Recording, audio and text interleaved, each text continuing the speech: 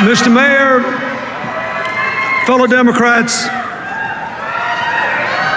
we are here to nominate a president. And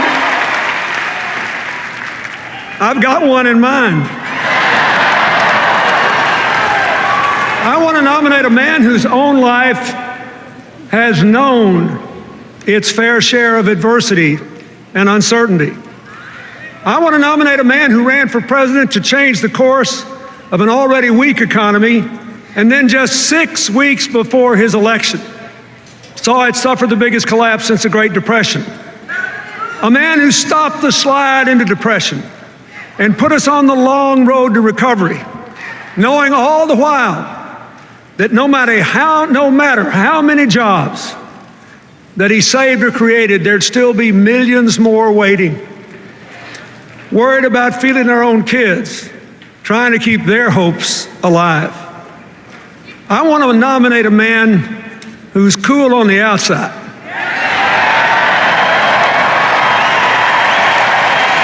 but who burns for America on the inside.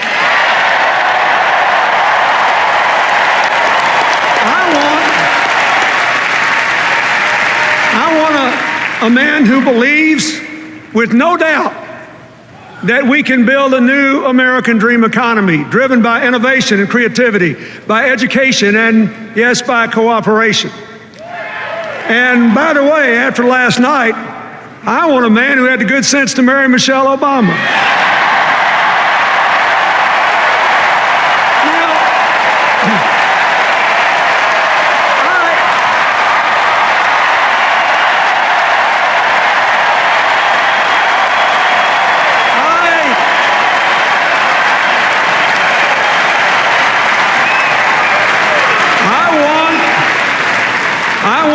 Obama to be the next president of the United States. And I proudly nominate him to be the standard bearer of the Democratic Party. Now, folks, in Tampa a few days ago, we heard a lot of talk about how the president and the Democrats don't really believe in free enterprise and individual initiative. How we want everybody to be dependent on the government. How bad we are for the economy. This Republican narrative, its alternative universe, says that every one of us in this room who amounts to anything, we're all completely self-made. One of the greatest chairmen the Democratic Party ever had, Bob Strauss, used to say that every politician wants every voter to believe he was born in a log cabin he built himself. But, as Strauss then admitted, it ain't so. We Democrats, we think the country works better with a strong middle class, with real opportunities for poor folks to work their way into it, with a relentless focus on the future, with business and government actually working together to promote growth and broadly shared prosperity. You see, we believe that we're all in this together is a far better philosophy than you're on your own. Now,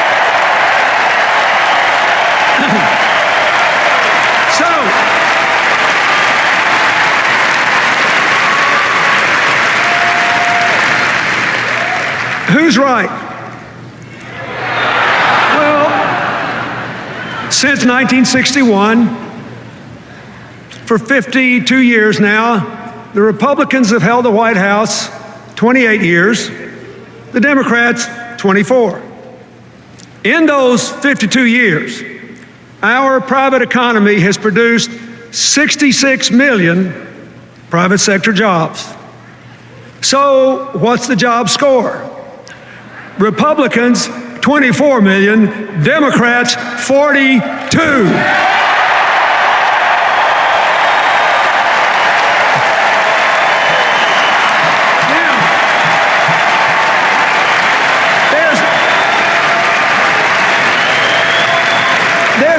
for this. It turns out that advancing equal opportunity and economic empowerment is both morally right and good economics. Why? Because poverty, discrimination, and ignorance restrict growth. When you stifle human potential, when you don't invest in new ideas, it doesn't just cut off the people who are affected, it hurts us all. We know that investments in education and infrastructure and scientific and technological research increase growth. They increase good jobs and they create new wealth for all the rest of us. Now, there's something I've noticed lately, you probably have too, and it's this. Maybe just because I grew up in a different time, but though I often disagree with Republicans, I actually never learned to hate them the way the far right that now controls their party seems to hate our president and a lot of other Democrats.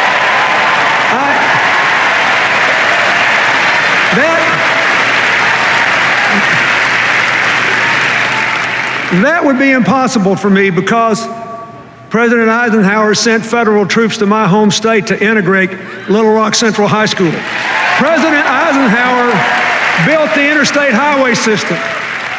When I was a governor, I worked with President Reagan in his White House on the first round of welfare reform and with President George H.W. Bush on national education goals. I'm actually very grateful if you saw from the film what I do today, I have to be grateful, and you should be too, that President George W. Bush supported PEPFAR. It saved the lives of millions of people in poor countries. And I have been honored to work with both Presidents Bush on natural disasters in the aftermath of the South Asian tsunami, Hurricane Katrina, the horrible earthquake in Haiti. Through my foundation, both in America and around the world, I'm working all the time with Democrats, Republicans, and independents. Sometimes I couldn't tell you for the life who I'm working with because we focus on solving problems and seizing opportunities and not fighting all the time.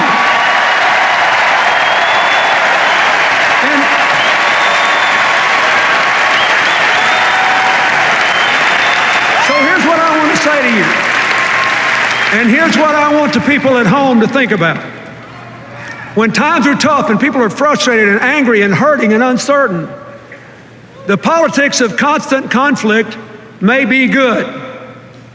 But what is good politics does not necessarily work in the real world. What works in the real world is cooperation. What works in the real world is cooperation. Business and government, foundations and universities. Ask the mayors who are here.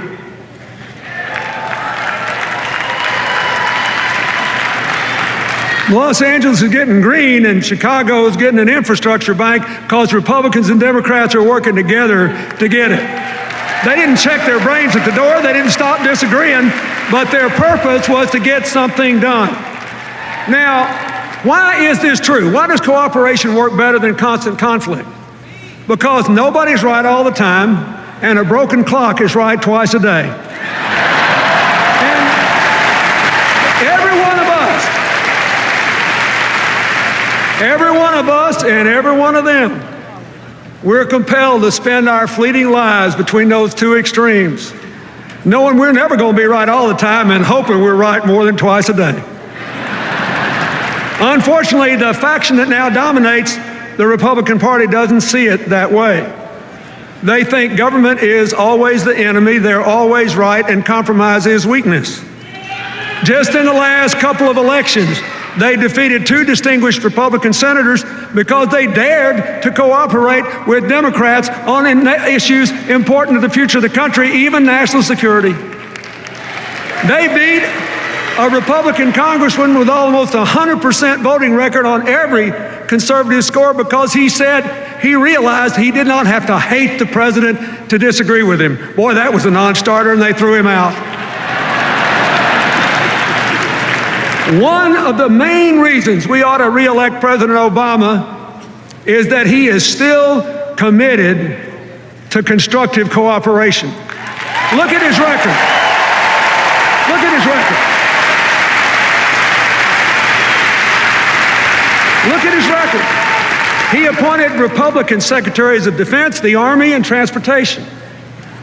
He appointed a vice president who ran against him in 2008.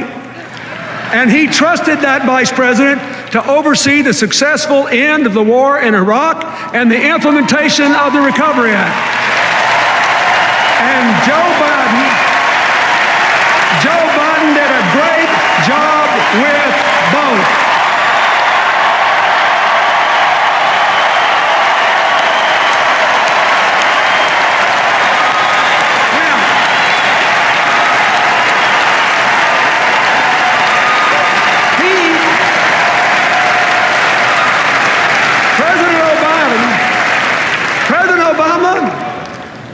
Appointed several members of his cabinet, even though they supported Hillary in the primary.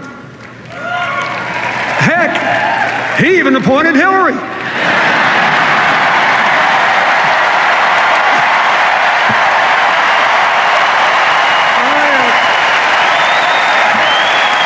Now, wait a minute.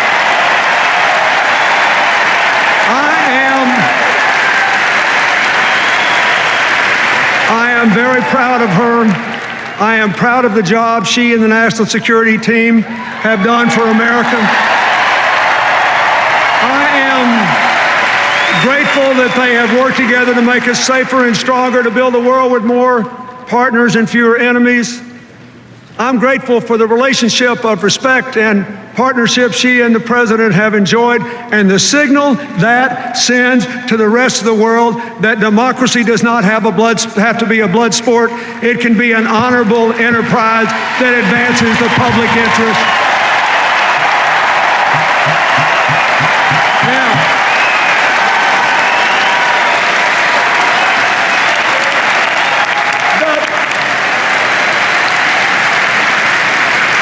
Besides the National Security Team, I am very grateful to the men and women who served our country in uniform through these perilous times. And I am especially grateful to Michelle Obama and to Joe Biden for supporting those military families while their loved ones were overseas. And for supporting our veterans when they came home. When they come home bearing the wounds of war or needing help to find education or jobs or housing. President Obama's whole record on national security is a tribute to his strength, to his judgment, and to his preference for inclusion and partnership over partisanship.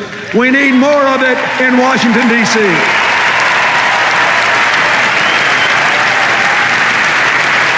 Now, we all know that he also tried to work with congressional Republicans on health care, debt reduction, and new jobs. And that didn't work out so well. But it could have been because, as the Senate Republican leader said in a remarkable moment of candor 2 full years before the election, their number one priority was not to put America back to work. It was to put the president out of work. Well, wait a minute. Senator, I hate to break it to you, but we're going to keep President Obama on the job.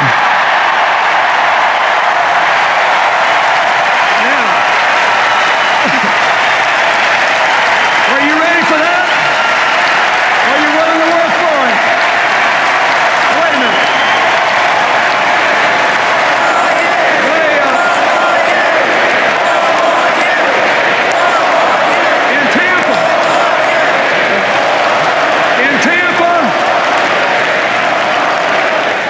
In Tampa, did y'all watch their convention? I did. In Tampa, the Republican argument against the president re-election was actually pretty simple, pretty snappy. It went something like this. We left him a total mess. He hadn't cleaned it up fast enough, so fire him and put us back in.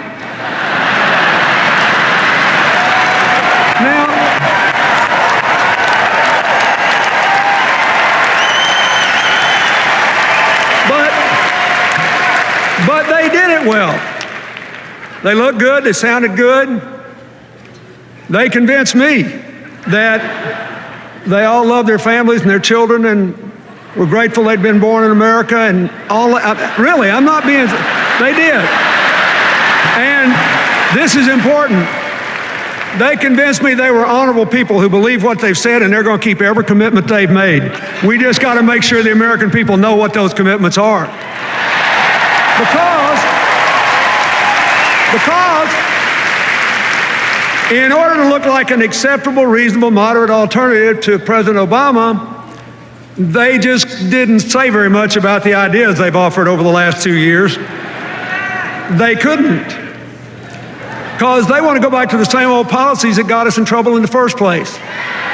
They want to cut taxes for high-income Americans even more than President Bush did. They want to get rid of those pesky financial regulations designed to prevent another crash and prohibit future bailouts. They want to actually increase defense spending over a decade, $2 trillion more than the Pentagon has requested, without saying what they'll spend it on. And they want to make enormous cuts in the rest of the budget, especially programs that help the middle class and poor children. As another president once said, there they go again.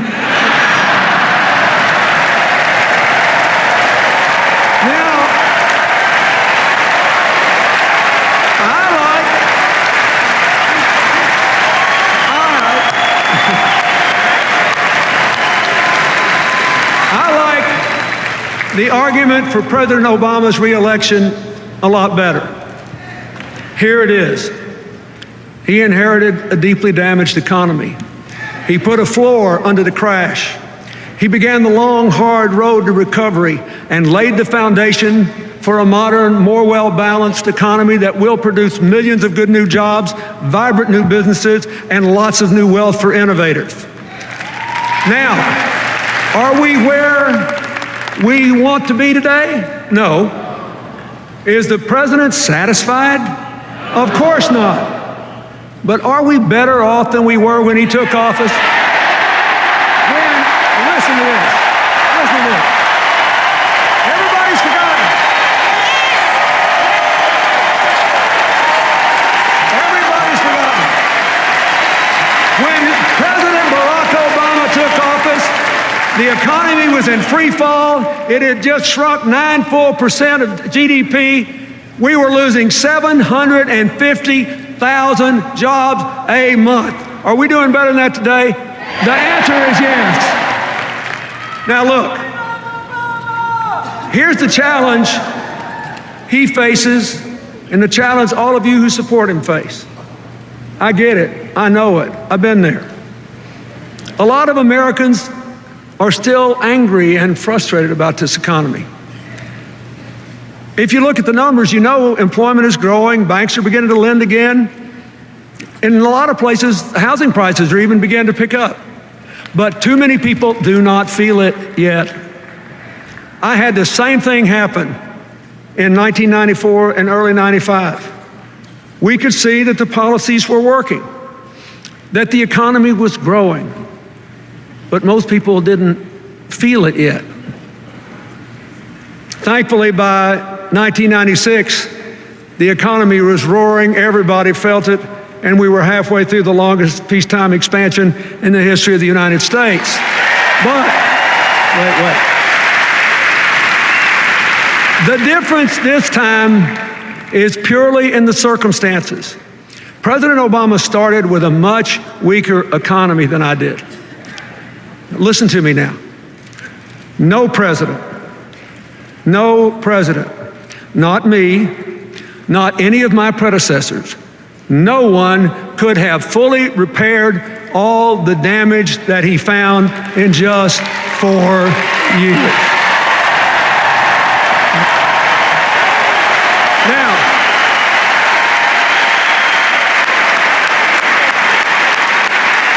but he has laid the foundations for a new, modern, successful economy of shared prosperity. And if you will renew the president's contract, you will feel it. You will feel it. Folks, whether the American people believe what I just said or not, maybe the whole election, I just want you to know that I believe it. With all my heart, I believe it.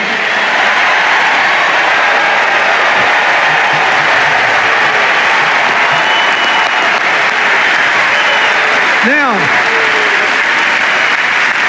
why do I believe it? I'm fixing to tell you why. I believe it because President Obama's approach embodies the values, the ideas, and the direction America has to take to build the 21st century version of the American dream, a nation of shared opportunities, shared responsibilities, shared prosperity, a shared sense of community. So let's get back to the story.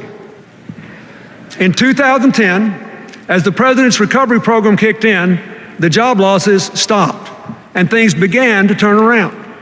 The Recovery Act saved or created millions of jobs and cut taxes. Let me say this again, cut taxes for 95% of the American people.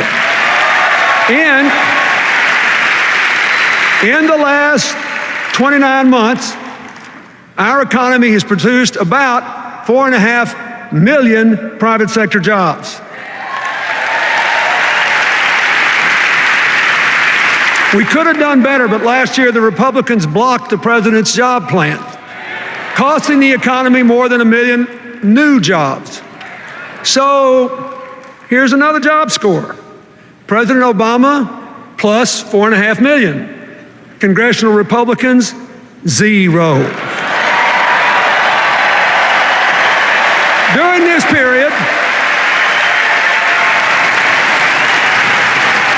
During this period, more than 500,000 manufacturing jobs have been created under President Obama. That's the first time manufacturing jobs have increased since the 1990s. And I'll tell you something else. The auto industry restructuring worked. It saved more than 1 million jobs, and not just at GM, Chrysler, and their dealerships, but in auto parts manufacturing all over the country. That's why even the automakers who weren't part of the deal supported it. They needed to save those parts suppliers too. Like I said, we're all in this together. So what's happened? There are now 250,000 more people working in the auto industry than on the day the companies were restructured.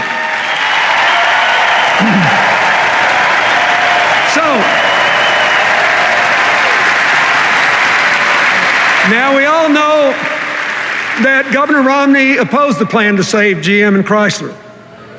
So, here's another job score. Are you listening in Michigan and Ohio and across the country?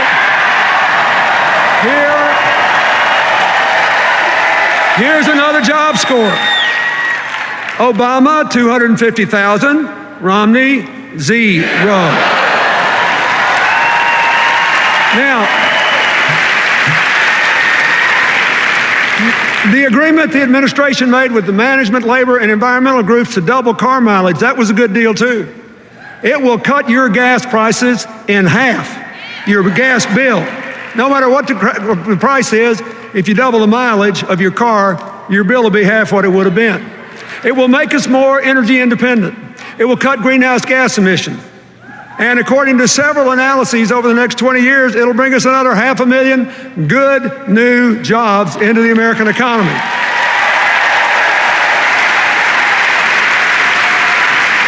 The president's energy strategy, which he calls all of the above, is helping too. The boom in oil and gas production, combined with greater energy efficiency, has driven oil imports to a near 20-year low and natural gas production to an all-time high. And renewable energy production has doubled.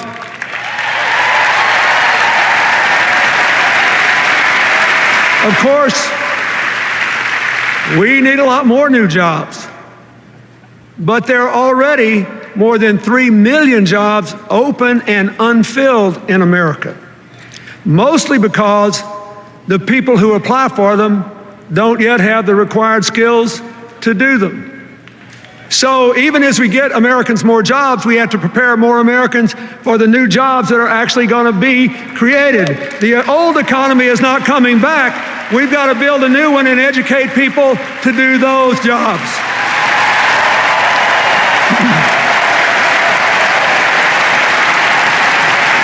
The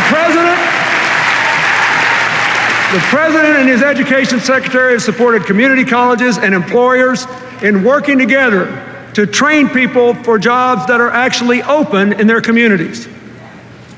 And even more important, after a decade in which exploding college costs have increased the dropout rate so much that the percentage of our young people with four-year college degrees has gone down so much that we have dropped to 16th in the world in the percentage of young people with college degrees. So, the President's student loan reform is more important than ever. Here's what it does. Here's what it does. You need to tell every voter where you live about this. It lowers the cost of federal student loans, and even more important, it gives students the right to repay those loans as a clear, fixed, low percentage of their income for up to 20 years. Now, what does this mean? What does this mean? Think of it. It means no one will ever have to drop out of college again for fear they can't repay their debt. And it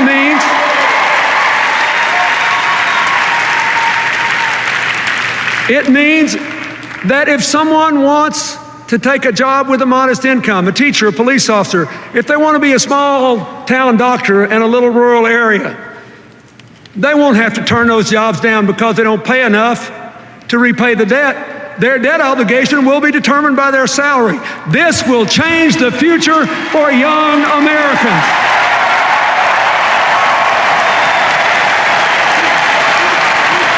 I don't know about you, but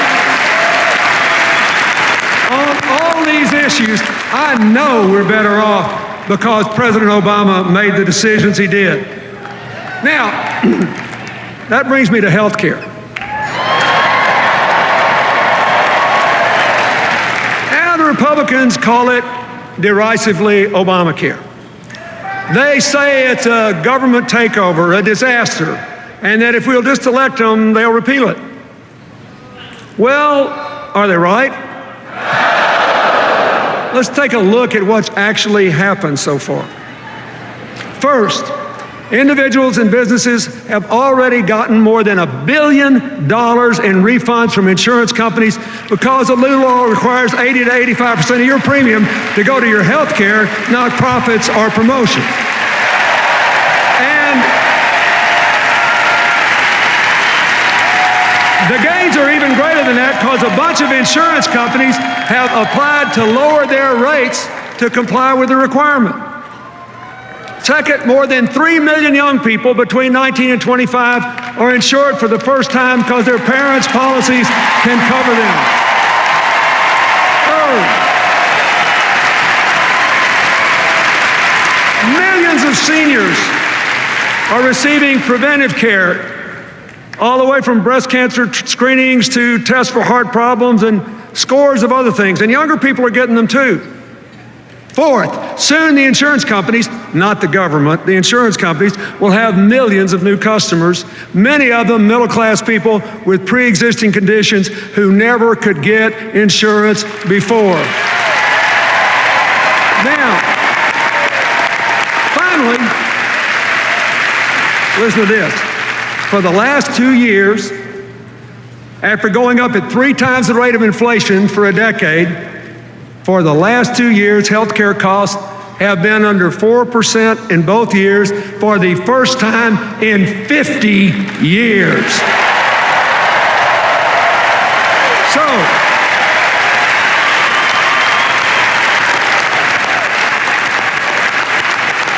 let me ask you something.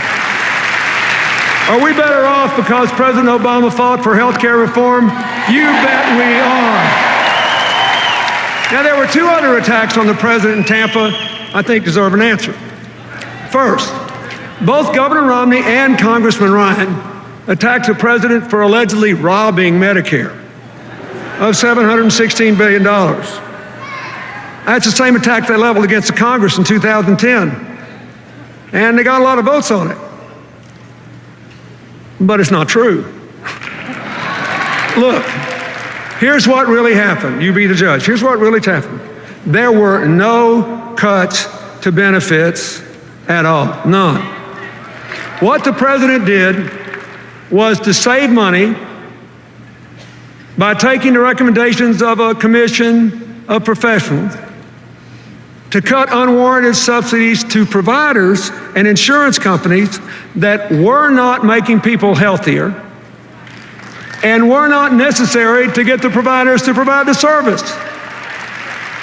And instead of raiding Medicare, he used the savings to close the donut hole in the Medicare drug program. And you all got to listen carefully to this. This is really important. And to add 8 years to the life of the Medicare Trust Fund so it is solvent till 2024.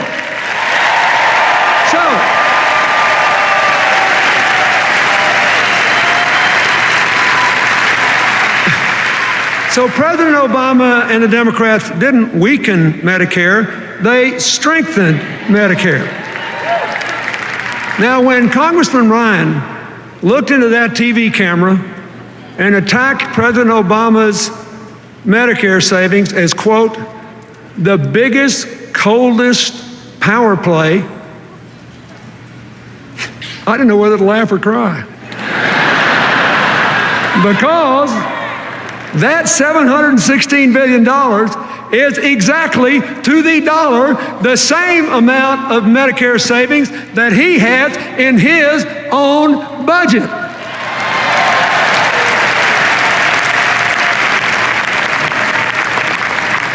You got to get one thing. It takes some brass to attack a guy for doing what you did.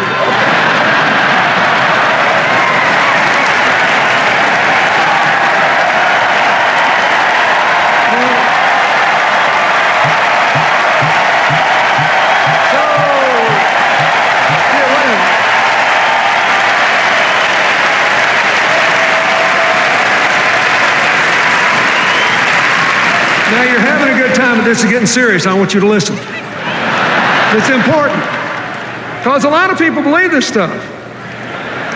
Now, at least on this issue, and this one issue, Governor Romney has been consistent. He attacked President Obama too, but he actually wants to repeal those savings and give the money back to the insurance company. He wants to go back to the old system, which means we'll reopen the donut hole and force seniors to pay more for drugs. And we'll reduce the life of the Medicare Trust Fund by 8 full years. So, if he's elected, and if he does what he promised to do, Medicare will now grow broke in 2016. Think about that. That means, after all, we won't have to wait until their voucher program kicks in 2023 to see the end of Medicare as we know it. They're going to do it to us sooner than we thought. Now, folks, this is serious because it gets worse. And you won't be laughing when I finish telling you this. They also want to block grant Medicaid and cut it by 1/3 over the coming 10 years. Of course, that's going to really hurt a lot of poor kids. But that's not all. A lot of folks don't know it, but nearly 2/3 of Medicaid is spent on nursing home care for Medicare seniors who are eligible for Medicaid. It's going to end Medicare as we know it. And a lot of that money is also spent to help people with disabilities, including a lot of middle-class families whose kids have Down syndrome or autism or other severe conditions. And Honestly, just think about it. If that happens, I don't know what those families are going to do. So I know what I'm going to do. I'm going to do everything I can to see that it doesn't happen. We can't let it happen. We can't.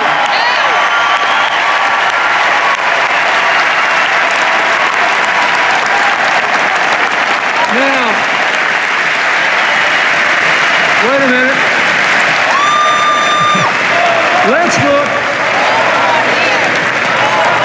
Let's look at the other big charge the Republicans made. It's a real doozy. They actually have charged and run ads saying that President Obama wants to weaken the work requirements in the welfare reform bill I signed that moved millions of people from welfare to work. Oh, wait, you need to know, here's what happened. Nobody ever tells you what really happened. Here's what happened. When some Republican governors asked if they could have waivers to try new ways to put people on welfare back to work, the Obama administration listened, because we all know it's hard for even people with good work histories to get jobs today, so moving folks from welfare to work is a real challenge. And the administration agreed to give waivers to those governors and others only if they had a credible plan to increase employment by 20%, and they could keep the waivers only if they did increase employment. Now, did I make myself clear? The requirement was for more work, not less. So, this is personal to me. We moved millions of people off welfare. It was one of the reasons that in the 8 years I was president, we had 100 times as many people move out of poverty into the middle class than happened under the previous 12 years. 100 times as many. It's a big deal. But I am telling you, the claim that President Obama weakened welfare reform's work requirement is just not true. But they keep on running ads claiming it. You want to know why? Their campaign poster said, "We are not going to let our campaign be dictated by fact checkers." Now, finally I can say, that is true.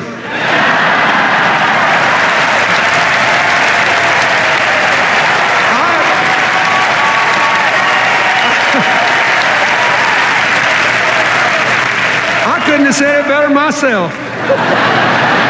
And I hope you and every American within the sound of my voice remembers it every time they see one of those ads and it turns into an ad to re-elect Barack Obama and keep the fundamental principles of personal empowerment and moving everybody who can get a job into work as soon as we can.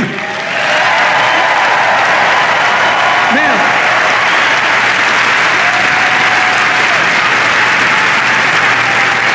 let's talk about the debt.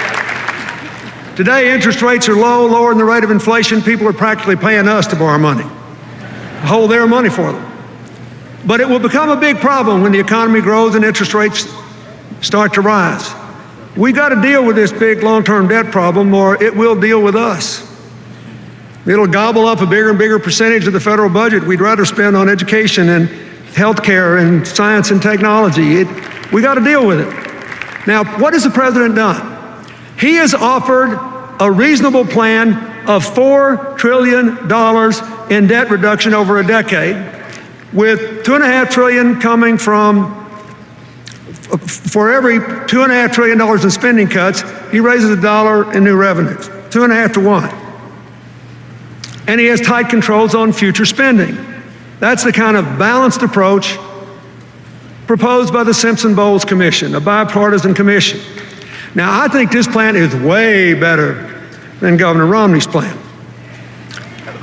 First, the Romney plan fails the first test of fiscal responsibility. The numbers just don't add up. I mean, consider this. What would you do if you had this problem? Somebody says, oh, we got a big debt problem, we got to reduce the debt. So what's the first thing he says we're going to do? Well, to reduce the debt, we're going to have another $5 trillion in tax cuts, heavily weighted to upper income people. So we'll make the debt hole bigger before we start to get out of it. Now, when you say, what are you going to do about this $5 trillion you just added on? They say, oh, we'll make it up by eliminating loopholes in the tax code. So then you ask, well, which loopholes and how much? You know what they say? See me about that after the election.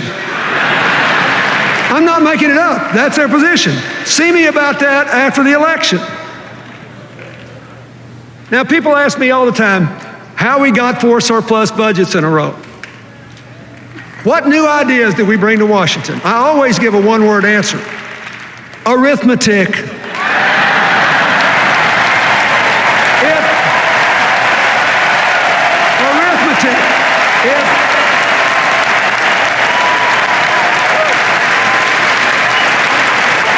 If they stay with this $5 trillion tax cut plan in a debt reduction plan, the arithmetic tells us, no matter what they say, one of 3 things is about to happen. One, assuming they try to do what they say they'll do, cover it by deductions, cutting those deductions. One, they'll have to eliminate so many deductions, like the ones for home mortgages and charitable giving, that middle-class families will see their tax bills go up an average of $2,000, while anybody who makes $3 million or more will see their tax bill go down $250,000. Or 2, they'll have to cut so much spending that they'll obliterate the budget for the national parks, for ensuring clean air, clean water, safe food, safe air travel. They'll cut way back on Pell Grants, college loans, early childhood education, child nutrition programs, all the programs that help to empower middle-class families and help poor kids. Oh, they'll cut back on investments in roads and bridges and science and technology and biomedical research. That's what they'll do. They'll hurt the middle class and the poor and put the future on hold to give tax cuts to upper income people who've been getting it all along. Or 3, in spite of all the rhetoric, they'll just do what they've been doing for more than 30 years. They'll go in and cut the taxes way more than they cut spending, especially with that big defense increase, and they'll just explode the debt and weaken the economy. And they'll destroy the federal government's ability to help you by letting interest gobble up all your tax payments. Don't you ever forget, when you hear them talking about this, that Republican economic policies quadrupled the national debt before I took office, in the 12 years before I took office,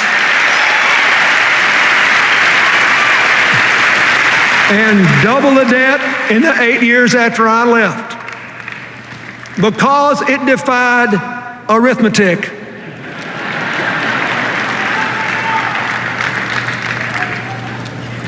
It was a highly inconvenient thing for them in our debates that I was just a country boy from Arkansas, and I came from a place where people still thought 2 and 2 was 4. It's arithmetic. We simply cannot afford to give the reins of government to someone who will double down on trickle down. Now, think about this.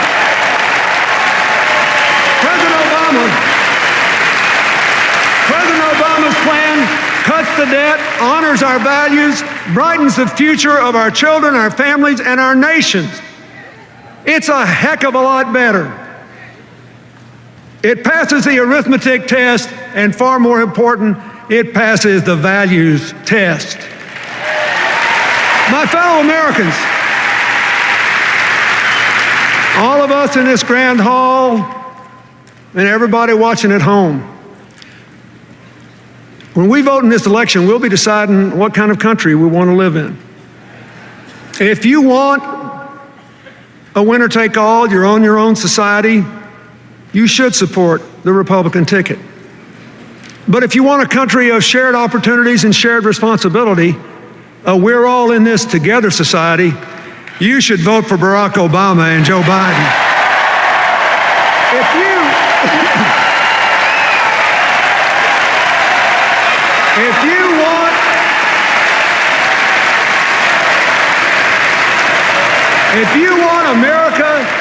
If you want every American to vote, and you think it is wrong to change voting procedures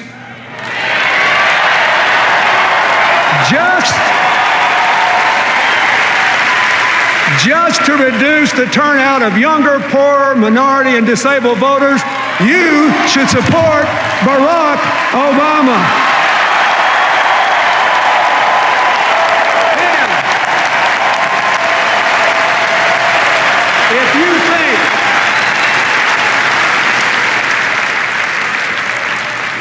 If you think the president was right to open the doors of American opportunity to all those young immigrants brought here when they were young so they can serve in the military or go to college, you must vote for Barack Obama. If you want a future of shared prosperity, where the middle class is growing and poverty is declining, where the American dream is really alive and well again, and where the United States maintains its leadership as a force for peace and justice and prosperity in this highly competitive world, you have to vote for Barack Obama. Look,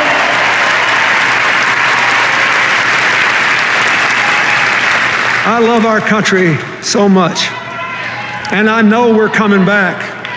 For more than 200 years, through every crisis, we've always come back. People have predicted our demise ever since George Washington was criticized for being a mediocre surveyor with a bad set of wooden false teeth.